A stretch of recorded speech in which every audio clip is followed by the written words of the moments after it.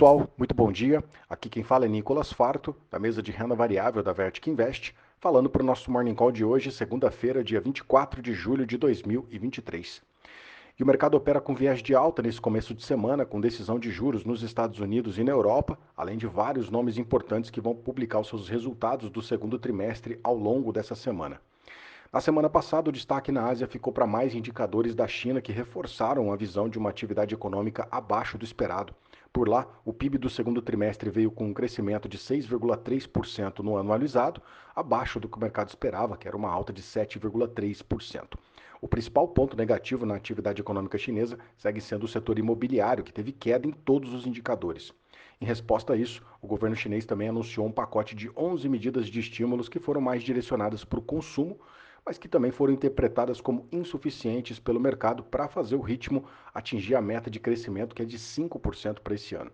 Na sessão de hoje, o setor imobiliário voltou a ser destaque de queda e os investidores têm a expectativa de que mais medidas de estímulo sejam anunciadas por essa semana pelo governo chinês.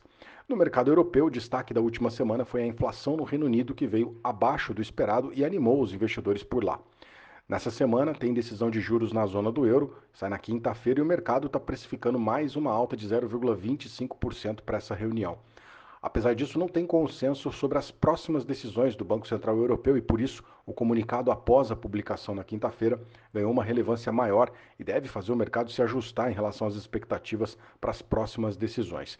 Na sessão de hoje, o mercado europeu está refletindo o PMI da Alemanha e o PMI da zona do euro, que vieram abaixo do esperado, sinalizando por uma queda de atividade econômica no segundo semestre do ano.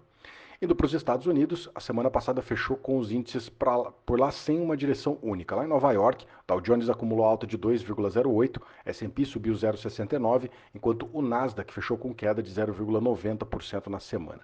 A temporada de balanços foi o destaque da semana lá nos Estados Unidos. Até agora, 17% das empresas do S&P já publicaram seus números, 54% delas superaram as expectativas de receita e 78% delas superaram o consenso com relação a lucros. O destaque negativo ficou para o balanço da Netflix, que divulgou uma receita por usuário abaixo do esperado e uma projeção mais fraca para o próximo trimestre. Já a Tesla sinalizou preocupações com as margens operacionais e também preocupações com as paradas nas produções para o terceiro trimestre, que deve afetar o resultado da companhia. Na semana, as ações da Tesla caíram 7,5% e as ações da Netflix acumularam queda de 3,26%. Na parte de indicadores, saíram os pedidos de seguro-desemprego semanal na semana passada lá no mercado americano, que veio com um total de 228 mil solicitações. A expectativa era de 242 mil solicitações. Já as vendas do varejo para o mês de junho veio com um crescimento de 0,2%, bem abaixo do que o mercado esperava. Estava aqui projetando uma alta de 0,5% para esse período. Nessa semana, o destaque total vai ficar para a decisão de juros do Banco Central americano, que vai sair no dia 26, na quarta-feira. O consenso é de que o Banco Central americano eleve a taxa de juros em 0,25% nessa decisão, mas a dúvida vai ser sobre as próximas decisões. Por isso, o comunicado após essa publicação também deve ser o grande evento da semana, com o mercado procurando antecipar essas próximas decisões do Comitê de Política Monetária americano.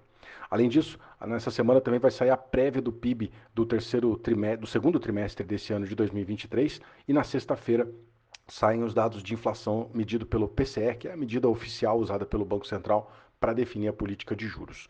Na agenda de hoje, destaque para os PMIs americanos, que vão sair às 10 horas e 45 minutos, e na temporada de resultados, essa semana vai ser bem cheia, um destaque aqui para os resultados das empresas de tecnologia. A gente vai ter resultado da Alphabet, que é a dona da Google, a Meta, que é a dona da Facebook, e também o resultado da Microsoft. Atualizando as bolsas agora aqui, S&P Futuro sobe 0,22, Eurostoxx 600 sobe 0,14, FTSE de Londres sobe 0,05% agora. No Japão, o Nikkei fechou com uma alta de 1,17% e o índice de Xangai fechou com queda de 0,11%.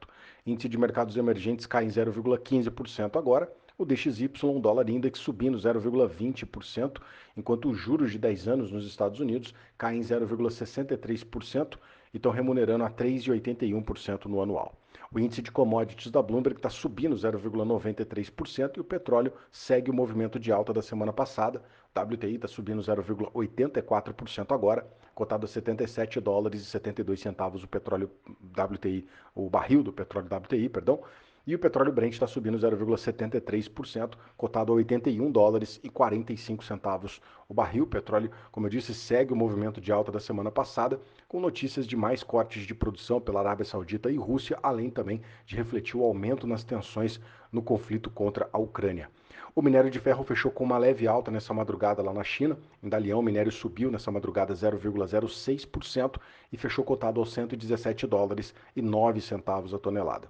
O universo de criptoativos opera com queda nas últimas 24 horas, Bitcoin acumulando queda de 0,75%, cotado a 29.695 dólares, enquanto o Ethereum cai 0,45% e está cotado a 1.865 dólares. Por aqui o Ibovespa subiu 2,01% na semana e fechou nos 120.217 pontos. O dólar caiu na semana 0,13% e fechou a semana cotado aos R$ 4,78.